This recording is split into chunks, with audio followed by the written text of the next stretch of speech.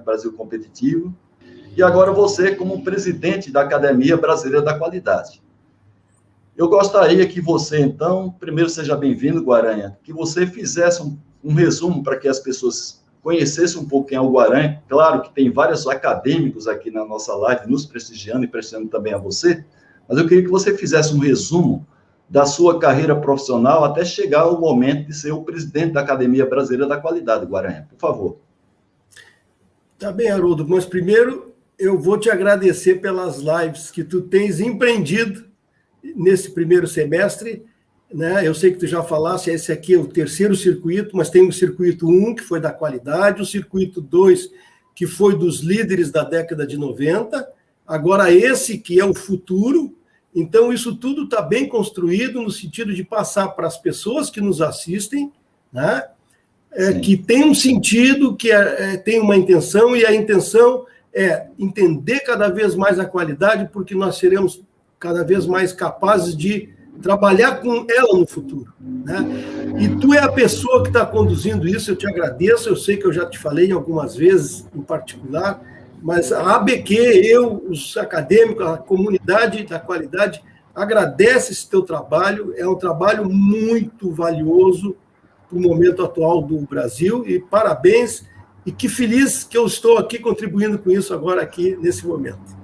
Muito bem, Guaranha, antes de você falar sobre a sua performance profissional, volto a agradecer essa parceria que nós fizemos, que temos para essas lives que nós construímos a participação de outros acadêmicos, alguns deles estão aqui presentes, é o caso da Dorothea Werneck, uma pessoa que a gente admira muito, é a chamada diva da ABQ, não é?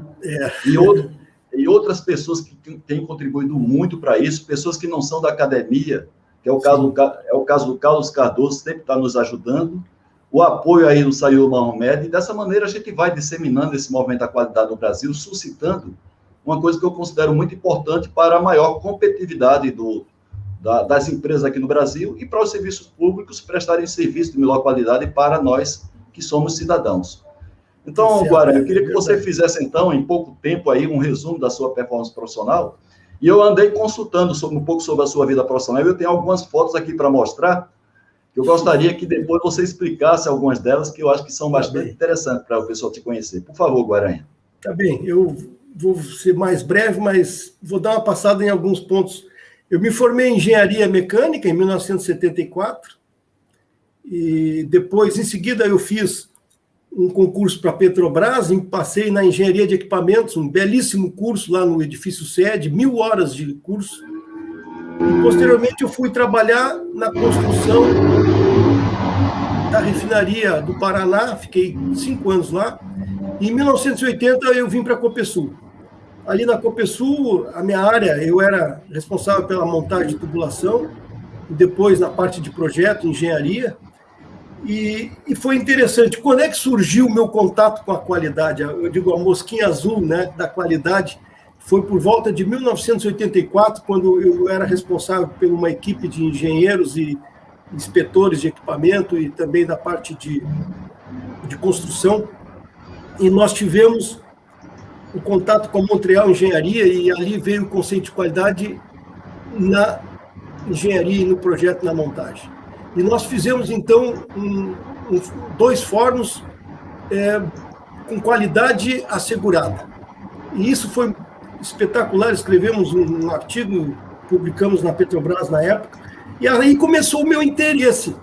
Foi pelas mãos, eu lembro até a pessoa, era o Bernardo Mascarenhas, uma pessoa que era diretor da Montreal, e o Boanerges Amaral, que às vezes eu encontro em algumas lives por aí. Bem, e eu comecei a me interessar, e aí comecei a estudar, fiz a primeira certificação da SQ, e em 91 me surgiu uma oportunidade de fazer o curso de qualidade total no Japão. Eram 8 candidatos aqui no Brasil, e tinha uma vaga só, e eu acabei sendo escolhido, fiz um trabalho que era o Country Report, e 15 dias antes de eu embarcar, eu vou contar porque isso é muito interessante, me ligou lá de Brasília a secretária da JICA, a Marina, e disse assim: seu Guaranha, eu tenho uma má notícia para lhe dizer. Eu conto essa história para mostrar que é interessante. Eu digo, o que aconteceu? A vaga do Brasil foi cancelada. Mas aquilo foi uma sexta-feira à tarde. Eu cheguei em casa fim de semana, falei com a minha esposa, troquei uma ideia com o meu chefe lá, o Roger, da Copesul, ele disse, Guaranha, esquece, porque quando o japonês decide, está decidido. E eu passei o fim de semana muito chateado com aquilo, e era meia-noite de domingo, eu peguei o telefone, eu tinha um número da JICA, liguei para lá e me atendeu um japonês, eu falei uns 20 minutos, e ele só ouvia. Eu disse, era importante para o Brasil, para a minha empresa, é um curso que eu queria, eu não entendi por quê, eu fui escolhido por vocês, etc. Aí terminei e disse para minha esposa, vou dormir tranquilo,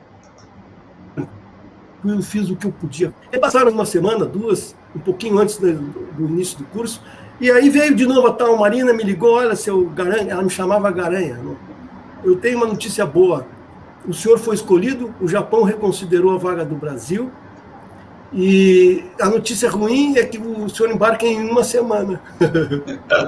E foi assim que eu fiz esse curso. Aquilo foi maravilhoso para mim, porque depois, quando eu voltei, nós começamos a implementar a qualidade. Aqui é a figura do professor Genichi Taguchi, que nos deu aula lá, né? Nos dava a função perda, explicou bastante a engenharia da qualidade.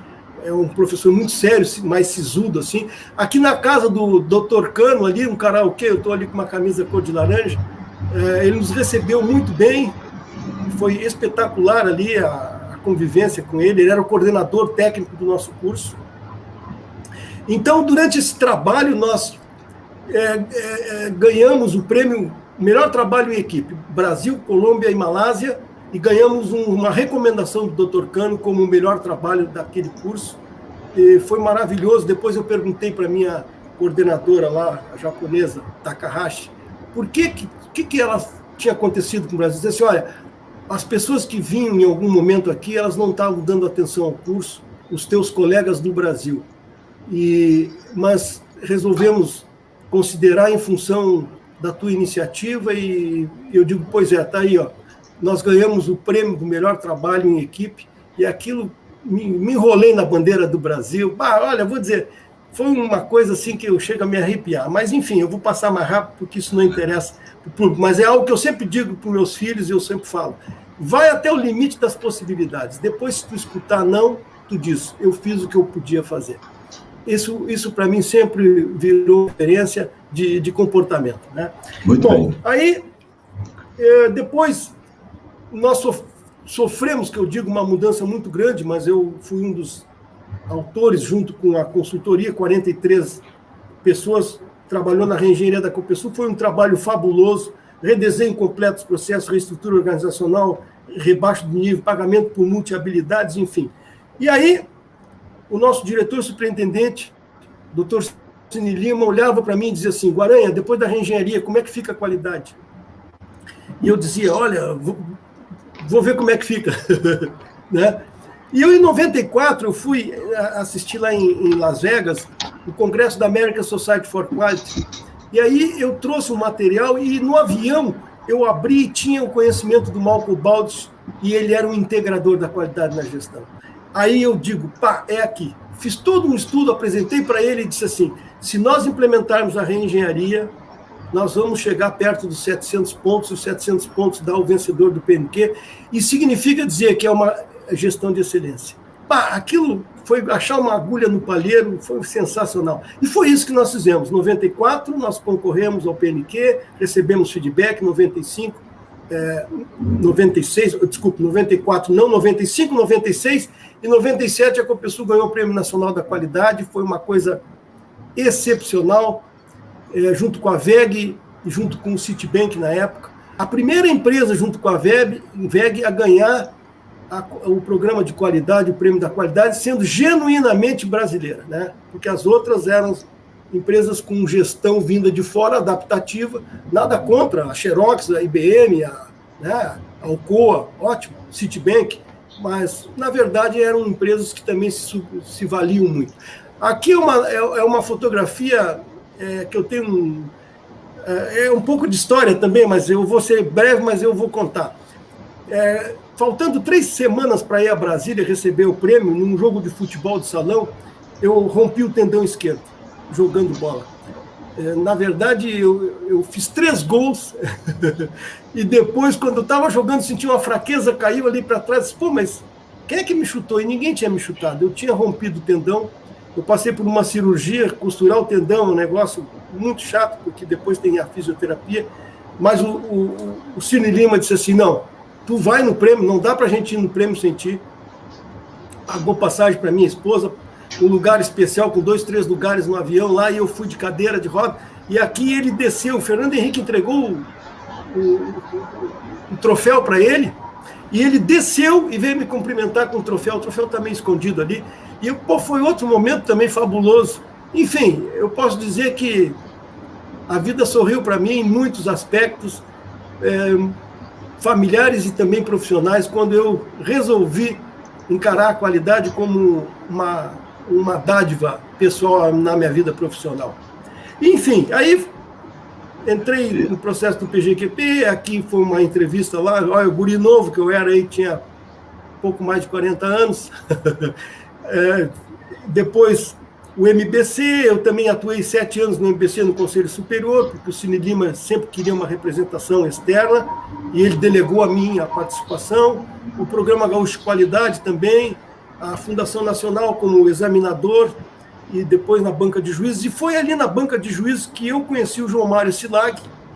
E o João Mário Silag, depois, em 2011, me convidou para ser um dos membros da Academia Brasileira da Qualidade, pelo relacionamento e pelo trabalho que nós dois tivemos, e ele identificou em mim um convite, e eu, então, fiquei muito feliz de ser afilhado do João Mário, né? E, sim, enfim, que faleceu em 2019, e hoje nós temos a medalha João Mário Silag, que eu vou falar quando falar da ABQ. Enfim, sim. E fiz a minha interface com a Braskem, junto com o Alfredo Telecheia, que era o vice-presidente. Eu trabalhei na parte de aculturamento das duas culturas, Copesul e Braskem, durante 6 meses, 8 meses, e acabei me aposentando, criei uma empresa de consultoria, e aí veio o convite para participar na ABQ em 2011, e que foi uma satisfação muito grande. Hoje eu sou membro da ABQ, estou presidente, mas não sou presidente, mas me orgulho muito, muito da equipe, das pessoas, do nível de colaboração e principalmente assim de amizade e profissionalismo que existe lá dentro. Muito bem, Guarani, uma bela história, parabéns a você. Eu não quero pichar isso. Parabéns mesmo, eu tenho certeza que cada acadêmico, né, eu conheço vários acadêmicos, cada um tem uma história muito semelhante à sua, e talvez é uma característica que seja comum para quem milita nessa área. Aliás, algumas características. Primeiro é a persistência, né? Não desistir fácil das coisas. Cada um tem a sua história, tanto pessoal quanto a história profissional. A vontade de compartilhar. A gente vê que todo profissional de qualidade tem essa característica de gostar de compartilhar conhecimento. Dificilmente eu conheço alguém da área da qualidade que seja aquela pessoa egoísta, que não compartilha conhecimento, é outra característica muito importante. E a mais importante de todas, que são pessoas que parece que não ficam velhas de cabeça, né? Estão sempre jovens, sempre em busca de aprendizado, sempre buscando o que tem de novo, né, surgindo. É o caso de... Eu tenho pessoas aí, você vê o Osiris Silva, que é um acadêmico como você, 90 anos de idade, e continua uma pessoa muito ativa. O professor José Israel Vargas, com suas limitações físicas, mas continua uma pessoa muito ativa. Então, é uma característica predominante de quem está na área de qualidade, essa jovialidade que tem sempre na cabeça de quem milita nessa área. Agora, Guarani, eu queria que você fizesse agora um resumo sobre essa questão da evolução da qualidade, principalmente aqui no Brasil, até chegar ao momento atual. E depois a gente vai entrar realmente no tema da nossa live, que é falar um pouco sobre futuro. Mas eu queria que você fizesse um resumo do movimento até o momento atual, do trabalho que vocês fazem da Academia Brasileira da Qualidade, por favor. Sim, eu vou falar da ABQ depois, eu vou fazer uma passagem muito rápida da questão da qualidade, né? E no momento de hoje, porque ali a gente vai ver quais são os desafios da qualidade e como que a ABQ se insere nisso, né? Sim. Então, se nós olharmos a qualidade, na verdade, é uma disciplina novinha. Em 2019 foi comemorado 100 anos da qualidade. E a gestão tem um pouquinho mais, 120, 150 anos. O que eu quero dizer com isso? Que toda a trajetória da qualidade, ela sempre teve um contexto de momento. Né? Quando o Short, em 25, 28, lá, implantou o PDCA e o controle estatístico, é porque aquilo era uma necessidade, olhar as coisas de uma forma, de uma variabilidade. Aí depois, o que nós tivemos? Nós tivemos o Japão pós-guerra e a qualidade entrou como uma luva, como se diz dentro do Plano Marshall. Então, ela entrou para reconstrução e para dar competitividade a produtos japoneses, Sim. E aqueles produtos japoneses foram evoluindo. Em 85, 86, por ali, o Deming foi convidado lá a dar uma palestra nos Estados Unidos e todo mundo se espantou. Puxa, o produto japonês está desbancando os carros, né? Estão desbancando os carros americanos. Aí ele contou a historinha. Ninguém sabia. Aí a qualidade passou a ter ênfase. Foi criado o Malcolm Baldwin em 87, né? Nós tivemos a década de 90, e o Silveira falou muito bem quando disse por que a qualidade, o PBQP deslanchou. Havia uma necessidade. Qual era a necessidade? Uma ameaça externa. De quê? A abertura ao mercado do Brasil para o mercado exterior pelo colo. Isso, Sim. Então, era aquilo, morria. O que eu quero dizer com isso? Que a qualidade, ela anda par e passo com o contexto, com o mundo. E isso é importante a gente perceber, por quê? Porque ela evolui. A ISO foi criada com foco na 9001. O que ela, 40 anos depois, praticamente, ela gerou? Ela gerou algo belíssimo, que é tecnologias de gestão a temas relevantes, que é o anexo SL, que foi conduzido a revisão pelo Nigel Croft, nosso colega. Sim. Então, se tu quer fazer uma boa gestão da área educacional, tu tem elementos dentro do modelo de gestão que te dá uma orientação muito profissional de como fazer a boa gestão. Se tu queres fazer uma gestão do meio ambiente, se tu queres fazer uma gestão de pessoas com relação à segurança, a mesma coisa com relação à inovação, tu encontras ali o quê? E aí a qualidade ela foi evoluindo em cima do resultado que ela deveria dar e em cima do controle sobre isso. Então, hoje se confunde muito a gestão com a qualidade, mas a qualidade, que é o produto final do resultado de uma ação, requer a gestão dessa ação. Por isso Sim. que a gente tem sempre gestão da qualidade e a gestão de temas correlatos à qualidade, porque elas são igualmente relevantes. Então, o que acontece hoje? Né? Nós discutimos até, tem momento para um PBQP brasileiro? PBQP 2, a gente viu que não. Mas aí vem o desafio.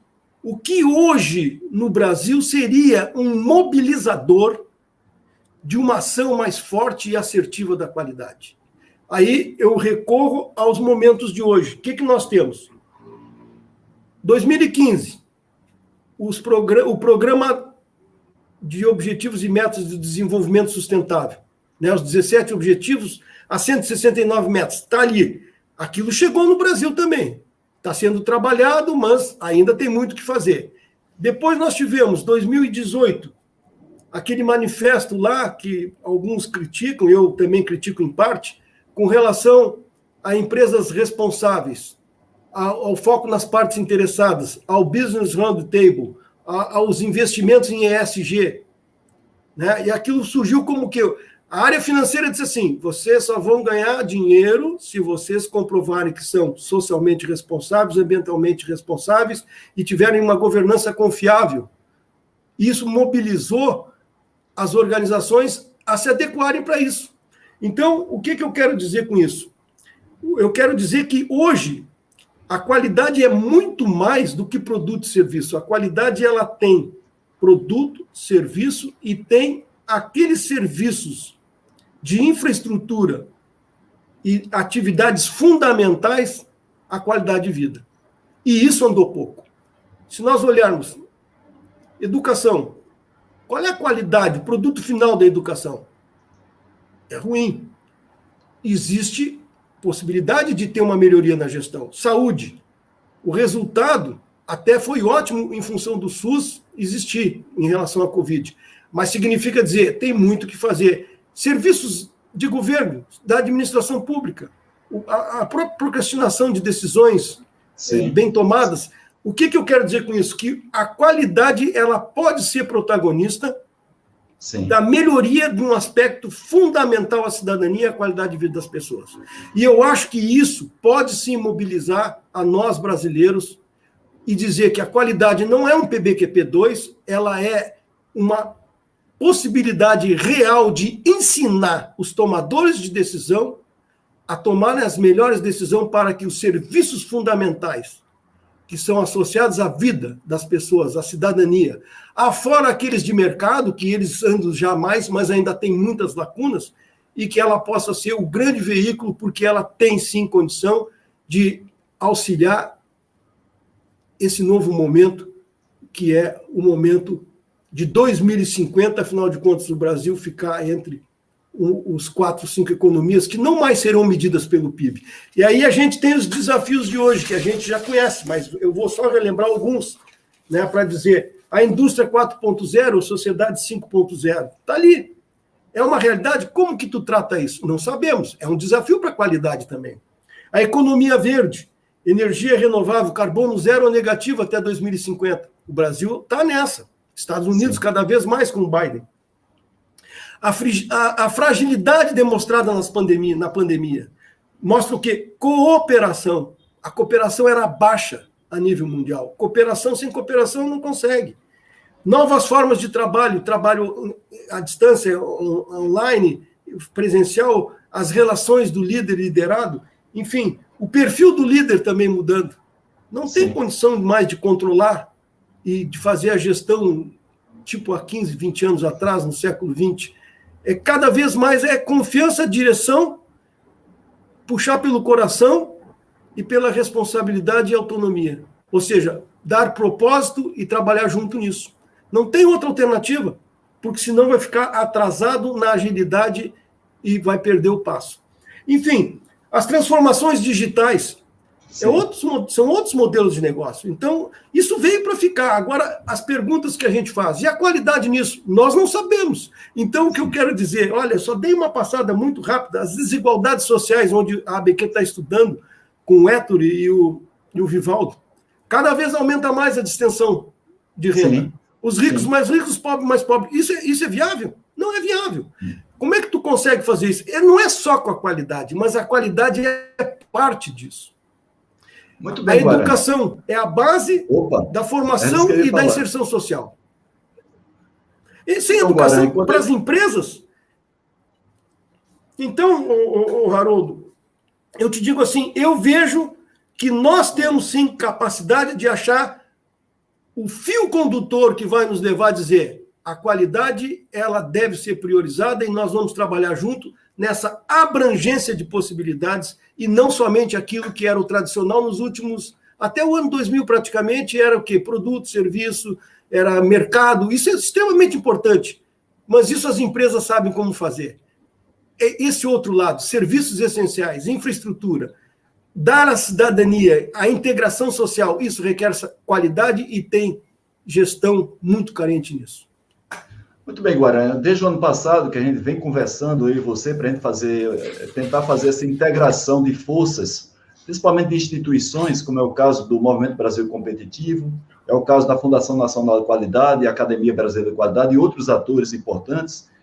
E a gente está fazendo, inclusive, essa sequência de lives para tentar suscitar esse movimento, porque o que me chama a atenção, eu estou muito atuante aí, dando consultoria a empresas aqui na América Latina, a gente dá por vencido algumas coisas que, por acaso, não estão vencidas ainda.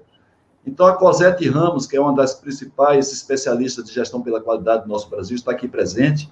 A Dorothea Werneck, também muito nos honra, está aqui presente, uma pessoa que contribuiu muito para todo o programa de qualidade e produtividade que nós tivemos aqui, o programa brasileiro, tanto atuando junto aos sindicatos de trabalhadores como às câmaras setoriais, fez um trabalho excelente, como continua fazendo, e a gente, muitas vezes, a gente escuta nas empresas qualidade, educação, o próprio 5S, que é a minha expertise, como algo vencido.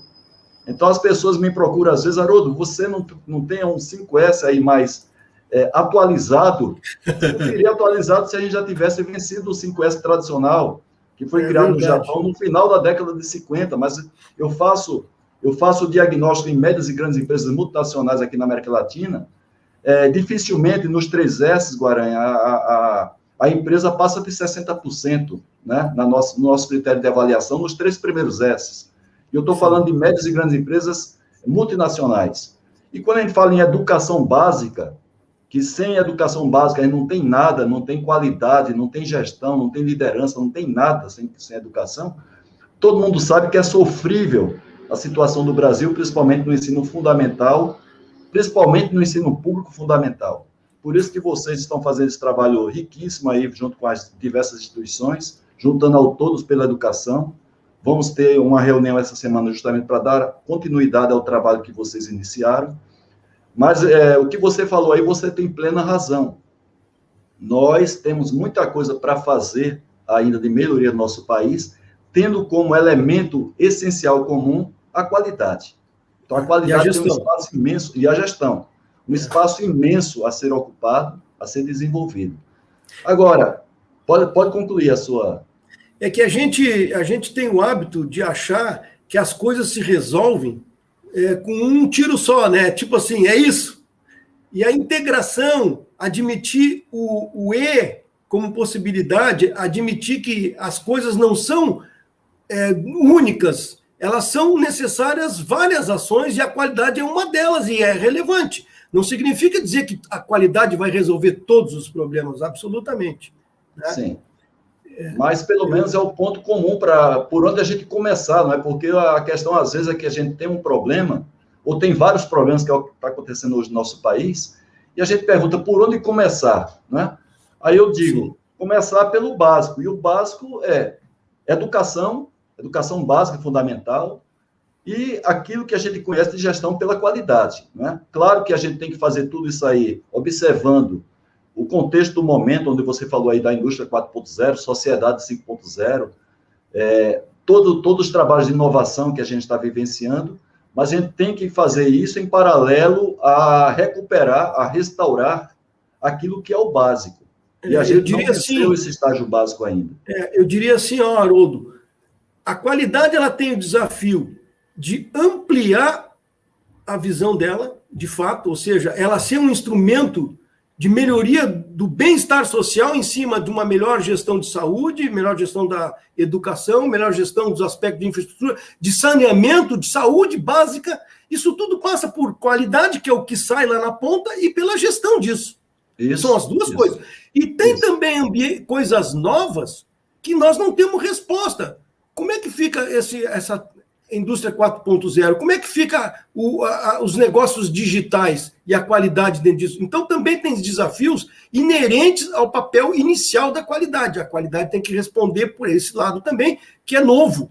Então, tem novos modelos de negócio que exigem uma qualidade diferenciada em relação ao que era no passado, e tem também a ampliação do conceito da qualidade, porque ela pode, sim, ajudar a dar mais resultado de qualidade à saúde, educação, meio ambiente, aspectos impactantes na qualidade de vida das pessoas e na prosperidade. Vamos falar assim, que a prosperidade são bens materiais e também qualidade de vida. Isso, a qualidade pode ajudar, assim como a gestão, que são prima-irmãs. Qualidade e gestão são prima-irmãs. Né? Uma não fica longe da outra. Certo. O Carlos Cardoso, ele faz uma pergunta aqui, Guaranha, que você tem condições de responder, porque faz parte também da própria missão da ABQ, essa relação entre empresas, entre o Estado, e quando a gente fala de Estado no sentido mais nobre da palavra Estado, e os profissionais que estão aí no mercado, né? A pergunta do Cardoso, se não está havendo uma falta de interação, de parceria entre esses atores, empresas, profissionais, Estado. Estado, quando a gente fala de governo federal, governos municipais, estaduais e alguns outros poderes. Sim. Eu ia deixar até para falar isso quando falasse da ABQ. Mas podemos aguardar, então, a podemos, isso. Porque esse é um dos desafios da ABQ. Sim. Porque aí eu aproveitaria um pouco o gancho que você deu aí, porque você começou a projetar um pouco do que já está acontecendo, mas a coisa vai avançar mais para o futuro.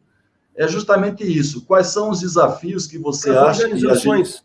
para as organizações, quer seja públicas, privadas, capital misto, estatais, na questão da gestão e da liderança nos próximos 20 ou 30 anos, Guarani? Tá bom. Então, vamos dizer, dentro desse contexto dos desafios da qualidade, eu escrevi até um artigo que faz quase 2 meses, está no site, Competitividade e Gestão no Ambiente de Mudança. Reflexões. Eu vou só me referir aqui à essência disso.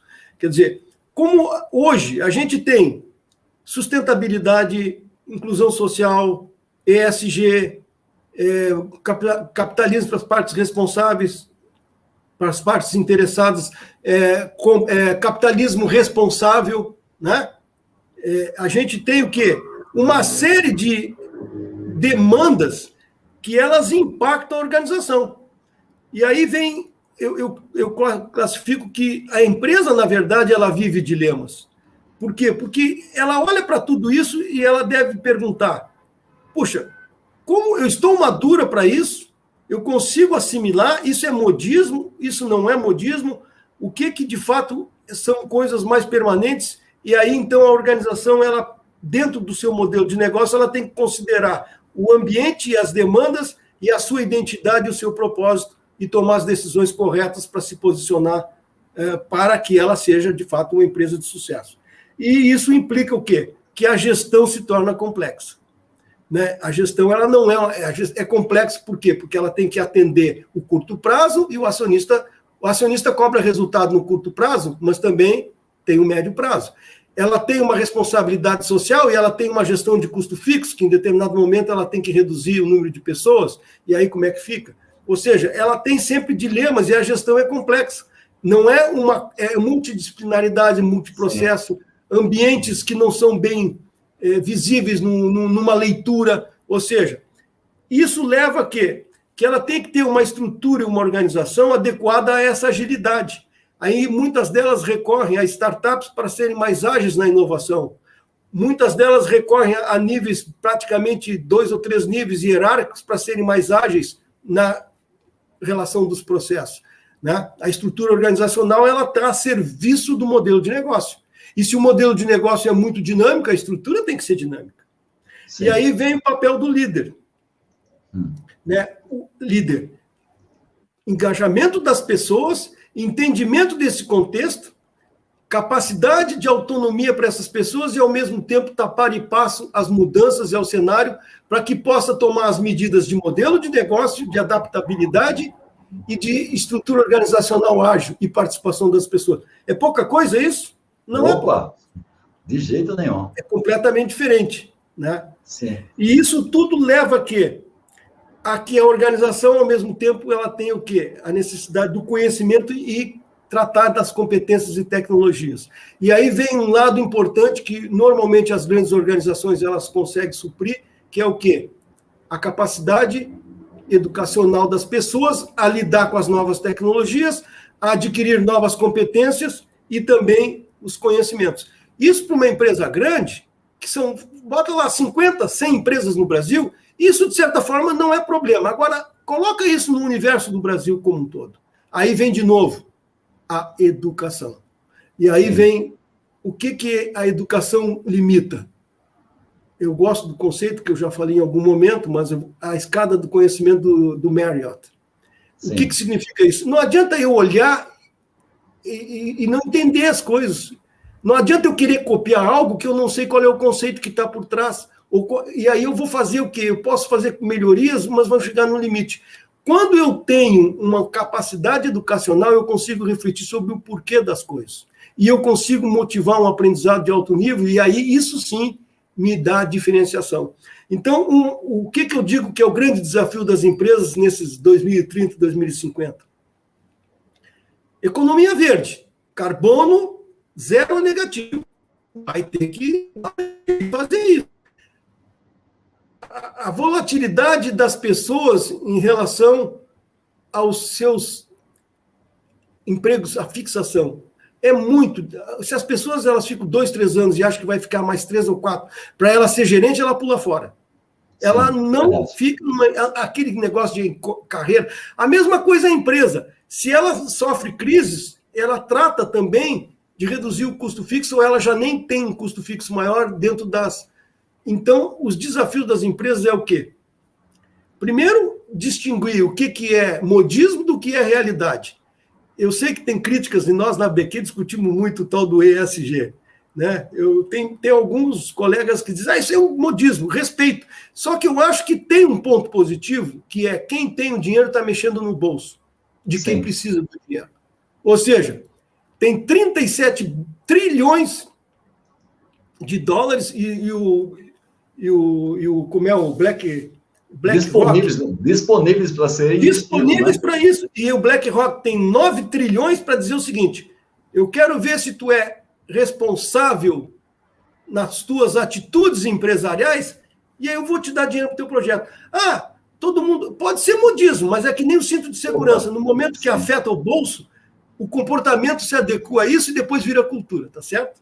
Então, eu acho que tem um misto disso aí. Então, eu sinto que as organizações elas vão entrar num novo mundo econômico, que não vai ser medido mais pelo PIB.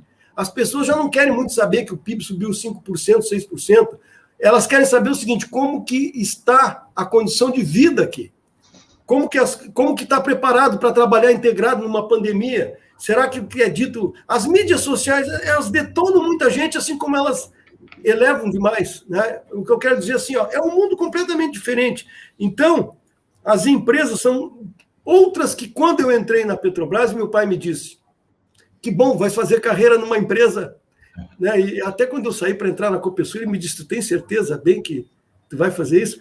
Eu corri o risco de 2 privatizações, 92 e 2007. Felizmente, mas são riscos que às vezes tu diz, o mundo de hoje é diferente. Sim. Então, Haroldo, eu te diria assim, os desafios para as organizações são imensos, mas não tem outra maneira a não ser aprender fazendo. Sim. Então, que líder é esse? É o líder que vive bem com isso. Sim, sim. Porque, se ele não viver bem com esse conceito de confiança, tolerância, risco, admitir que não tem todas as respostas, chegar numa reunião e dizer o seguinte, estamos fritos, porque por hora nós não sabemos qual é a solução, mas vamos trabalhar junto nisso e sair dali com a ação positiva. Esse é o tipo de líder, porque não tem coisas pré-estabelecidas. E aí eu sempre reforço, só para concluir, para dizer o seguinte, o planejamento estratégico não é o mais importante, é o pensamento estratégico. Muito bem. O pensamento estratégico ele é vital e talvez ele até então, quando o Mitzenberg tinha dito, as empresas estão planejando muito e pensando pouco. Talvez ali em 96, a mensagem dele não tenha sido tão bem entendida. Hoje ela é bem entendida. O pensamento estratégico é fundamental e o plano estratégico é mutável a toda semana e isso é, sim, uma variável que tu tem que viver com um nível de conforto muito grande e aceitar, porque senão tu vai estar fora do contexto. Muito bem, inclusive Não, tudo bem, na live passada a gente fez o trabalho aqui com o Eduardo Chana e o Dagnino, inclusive, usou essa expressão mostrando a diferença que tem o pensamento estratégico de um planejamento estratégico. Não é? Então, se você faz um planejamento estratégico sem um pensamento estratégico, pode ser que ele já seja um planejamento obsoleto. Agora, o Ricardo Morilovski, Guaranha, ele sempre está presente na nossa live, ele coloca aqui, a inovação desenfreada e a tecnologia podem fechar a organização da noite para o dia. Somente o ágil vai conseguir dirimir esse risco, ou seja, você ter essa agilidade, essa flexibilidade, não é? Porque é muito interessante essa agilidade, sem querer fazer propaganda, não é? Mas uma coisa que viralizou foi aquela garotinha de 2 anos falando palavras difíceis. Sim. E o Banco Itaú, ele fez uma coisa muito interessante, eu acho que o pessoal aqui viu, né? Ele pegou aquele momento ali e transformou aquilo ali numa grande propaganda dele, do Banco Itaú, né? Então, foi uma criatividade imensa, que a gente tem que realmente reconhecer a criatividade do pessoal de marketing do Banco Itaú, porque mostra justamente um pouco dessa agilidade ao sentir um determinado momento, um nicho, desenvolver algo naquele nicho. Né? E tem muitas empresas que têm essa demora, ela é muito pesada, não tem o pensamento estratégico para ser ágil. Eu estava me lembrando agora que nós vimos ontem, domingo, né? o skate feminino. Opa, da garotinha de 13 anos lá, na Raíssa. Então, assim, tu olha e diz assim, pô, é o típico exemplo do que é inovação, né? Porque é o pessoal novo, mais à vontade, e derrotou lá aqueles que já estavam com 19, 25, 34 anos, no caso, né? E você vê a expressão da garotinha lá, ela estava brincando, era uma diversão para ela. Não tinha peso nenhum, aquela Olimpíada não tinha peso para ela. Parecia que ela estava num parque de diversão qualquer, né? Exatamente. Então, eu responderia para ele dizendo o seguinte: as organizações, como elas são normalmente mais lerdas e elas têm uma estrutura mais centralizada e o poder de decisão, etc., o que muitas delas estão usando? O conceito da startup ou inovação aberta, as duas coisas. Sim. Inovação aberta, que, aliás, vai ter uma palestra da Fundação Nacional da Qualidade com o professor Teixeira, que é inovação horizontal, no caso, mas a inovação aberta está no nosso programa que o Dagnino elaborou e está submetendo a nós. É outra forma, quer dizer, tu traz muito conhecimento e rapidez de fora, e aí tu amplia a tua capacidade, ou tu tem startups que tu compra e tu nutre para elas te darem o quê? Aquilo que o Ari de Rios já falava no passado, adaptabilidade e agilidade. Sim, era o que dava longevidade às empresas. Aquelas empresas mais lerdas, elas acabavam obsoletas. São artifícios criados hoje para te inovar de uma forma rápida, sem que a estrutura organizacional te sufoque. Muito bem. O nosso colega, o Dagnino, inclusive colega seu da Academia Brasileira da Qualidade, né? Grande Dagnino. Ele disse que trabalhou numa empresa em que todos os empregados eram sócios o que gerava uma ótima sinergia. Logo, era impossível a existência do conflito usual capital-trabalho. Ele pergunta se seria esse o modelo ideal de uma empresa, fazer com que todos os empregados sejam seus sócios. Olha, o Dagnino, nós tivemos uma experiência parecida com essa na Copesul. Quando houve a privatização, 10% das ações da empresa foram designadas a seus 1.200 empregados. E foi uma coisa fabulosa, porque 10%, olha, não era pouca coisa. Opa, sim. E então teve a Odebrecht, a Ipiranga e os empregados como sócio. E os empregados, então, tinham um idealismo, que era o quê? Criar uma empresa, e foi criada, eu, inclusive, participei da diretoria dessa empresa na época, que era o quê? Uma empresa que fosse compor com os outros dois acionistas o poder de decisão, o poder de envolvimento. E, infelizmente, foi uma utopia. Por quê? Porque as pessoas, os colaboradores que tiveram as ações, eles estavam querendo era comercializar, porque aquilo dava um montante razoável e ia resolver muito o problema de cada um, e esse processo de participação conjunta no conselho de administração, etc., isso aí, infelizmente, caiu por terra. Mas eu acredito que para chegar num resultado maior e que seja mais maduro, sem os corporativismos sindicais, porque isso também afeta muito no Brasil. Sim. Aí quando tu acha é uma boa ideia e vem uma visão sindical freando e não retrógrada, isso só prejudica. Então, eu digo assim, eu não sei se nós estamos maduros para ter isso. Seria algo... eu sei que ele está falando de uma empresa que é ótima, diferenciada, né? Uma empresa que se distingue por isso, mas eu acho que ainda é exceção. Teve a Senco no passado também, né? Lembra?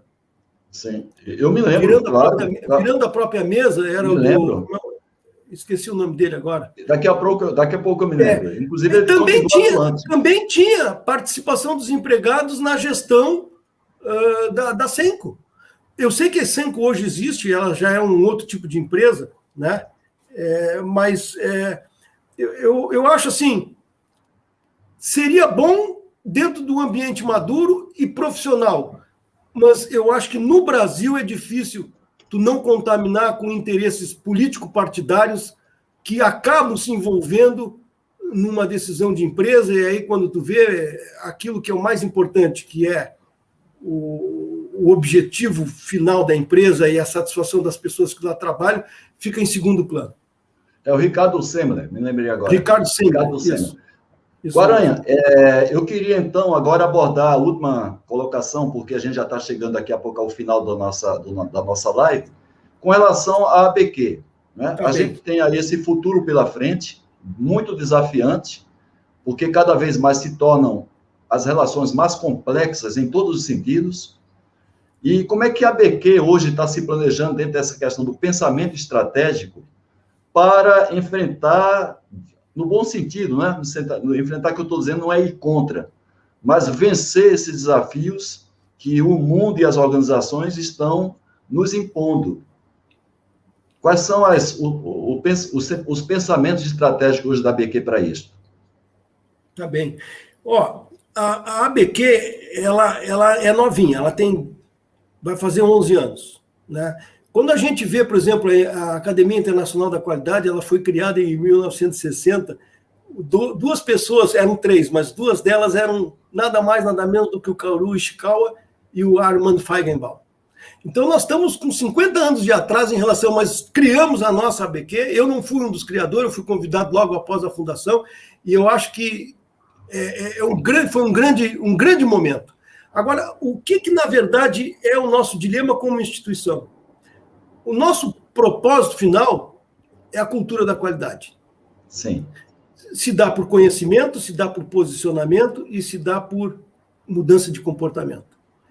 E, através disso, nós temos os produtos, que alguns são conhecidos, mas o livro, a qualidade, o manual, os artigos, as entrevistas, né? O programa, a busca da melhoria da educação. E o que é o grande dilema nosso? Nós temos uma forma de nascimento que ela precisa ser amadurecida sobre as nossas ambições e necessidades do Brasil e a ABQ. O Brasil precisa muito de uma cultura da qualidade, o Brasil precisa muito de tudo aquilo que a gente viu. A ABQ, ela nasceu dentro de um conceito de 50 acadêmicos, que tem uma característica de vida profissional que muitos já desenvolveram a sua vida, outros ainda estão numa indisponibilidade, e, fundamentalmente, nós somos o quê? Uma grande capacidade de conhecimento, e nós não nascemos para implementar projetos. Nós não nascemos para conduzir coisas executivas. Ao mesmo tempo, nós sabemos que é importante nós termos uma agilidade nisso e uma capacidade também financeira. Então, eu te diria assim, sob o ponto de vista da ABQ, nós vamos discutir, estamos discutindo isso, inclusive, por exemplo, a entrada de pessoas. Puxa, tem pessoas que dizem, eu gostaria de pertencer à ABQ. Hoje a ABQ tem um limite de 55 anos e 30 anos de experiência. Eu acho que isso tá demais hoje. Não se, até quando tu vê que uma menina de 13 anos ganhou o skate, que maturidade ela tinha, que experiência profissional pouca, mas grande ousadia e grande contribuição, serviu inclusive de referência para mais velhos. O que eu quero dizer com isso? Eu estou abrindo o coração aqui dizendo o seguinte, nós na ABQ temos sim, vamos conversar sobre as possibilidades de atender e de se inserir mais dentro das necessidades, dentro daquilo que as pessoas olham para nós e dizem, eu gostaria de ser da ABQ. Puxa, hoje é limitado. Eu gostaria de contribuir. Nós precisamos ter recursos para fazer algum projeto mais maduro, de continuidade. Não temos isso. Hoje é recurso próprio dos próprios acadêmicos, a contribuição. Sim, sim. Então, eu te diria assim, nós estamos fazendo uma discussão no Estatuto para olhar, assim, à luz do futuro e à luz da natureza da ABQ. A ABQ são pessoas que têm expertise, mas que estão num momento da sua vida profissional diferenciado e que elas têm todo o direito de usufruírem da construção da sua vida profissional e, ao mesmo tempo, estarem limitadas para a ABQ. E isso é um respeito, eu respeito muito cada um deles. Claro.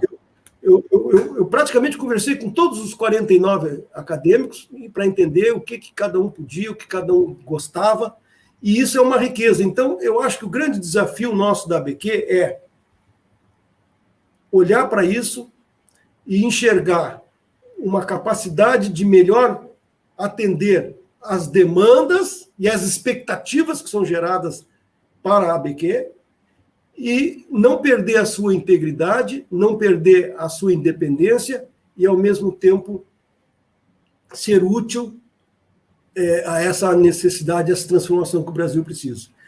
O que eu diria assim? O fortalecimento da rede da qualidade, por exemplo. Agora, o outro lado, tirando da estrutura, olhando o Brasil mais afastado. O que nós sentimos na BQ e pós-PBQP? Uma certa, não vou falar desintegração, mas cada instituição que está trabalhando na qualidade está olhando para si próprio. Existe pouca atividade colaborativa, existe pouco evento onde essas organizações elas conversam e colocam os seus planos, as suas ansiedades, as suas dificuldades. Então, antigamente o PBQP, ele criava essa cola, porque tu tinha os programas estruturantes, tu tinha os programas estaduais, e isso servia como um aculturamento e uma integração. Hoje se vê pouco. Nós felizmente, estamos conseguindo aproximação com o MBC, com a Fundação Nacional da Qualidade, com a universidade, por exemplo, a medalha João Mário da Qualidade. Nós temos praticamente 7 ou 8 candidatos. O que significa isso? Uma aproximação com o meio científico, o meio de engenharia da produção que está gerando. Isso é ótimo, vai fazer com que a gente entenda mais, puxa, que a qualidade está sendo trabalhada na ponta. Isso é uma parceria que nós estamos desenvolvendo com a Universidade Federal Fluminense, através do acadêmico Oswaldo Queiroz, que é dessa universidade, é a ABQ. Nós juntamos as pontas. A mesma coisa também, reconhecer a personalidade da qualidade. Esse ano também nós estamos com boas perspectivas de reconhecer aquelas pessoas que trabalharam a sua vida inteira dedicada à qualidade e que elas merecem o respeito nosso. O que eu quero dizer com isso? A ABQ está conseguindo ser mais bem conhecida. E isso é bom. Ao mesmo tempo, gera expectativa e nós temos que trabalhar isso para dar respostas adequadas a essas expectativas. Né? Então, eu te digo, às vezes eu fico nervoso até, viu? Não, mas é isso mesmo, Guará. É melhor ser provocado do que parecer que está morto, né? Porque você tem uma instituição que ela só serve para fazer homenagens, né? Não é suficiente. Claro que a gente tem que homenagear. Acabamos de fazer isso no circuito com o apoio de vocês, homenagear o professor José Israel Vargas, o próprio Osiris Silva, né? Outros acadêmicos que merecem toda a homenagem, que estão muito, claro, numa condição de idade assim, que pode contribuir muito mais ainda, mas a gente tem que ter a nossa missão da academia, que é de prestar um serviço, de disseminar os conselhos da qualidade, e eu me sinto muito honrado de fazer parte dessa parceria com vocês nesse sentido. E, Guará, chegamos ao final da nossa live. Eu poderia ficar aqui tomando aquele belo vinho aí do Rio Grande do Sul, não é? Que não deve aos vinhos chilenos ou argentinos. Né? São belos vinhos. Mas chegamos ao final da nossa live. Eu queria, mais uma vez, agradecer tanto a sua contribuição aqui na live, como tudo que a ABQ tem feito pela disseminação do movimento da qualidade no nosso país. E eu queria que você fizesse, então, as considerações finais, para daqui a pouco a gente se despedir da nossa audiência e eu falar também sobre o nosso próximo convidado da próxima segunda-feira, creio que dia 2 de agosto. Por favor, Guaranha. Tá bem, Haroldo. Primeiro, agradecer a tua disposição aos colegas da ABQ, aos colegas das lives, em me escutar. Eu até chateado, porque eu acho que eu falei demais, ocupei o tempo todo. Eu sempre gosto de valorizar as pessoas que estão escutando e fazerem as perguntas. Mas eu gostaria de dizer assim que eu sou otimista assim, com relação à qualidade ao Brasil. Eu acho que a qualidade não é take for granted, ou seja, ela já não está passada, ela é uma necessidade por tudo aquilo que a gente viu. O Brasil, infelizmente, tem fases e coisas, e eu acredito que, em algum momento, a sociedade civil ela vai reconhecer o seu papel e pacificamente vai fazer uma mudança ou escolher melhor os seus governantes, e aí a gente pode encaixar melhor um nível de prosperidade, de fato, e a qualidade, com certeza, ela deve estar fazendo parte disso, porque a boa gestão ela é imprescindível sempre. Muito obrigado, Haroldo, boa noite a todos vocês e fique com Deus.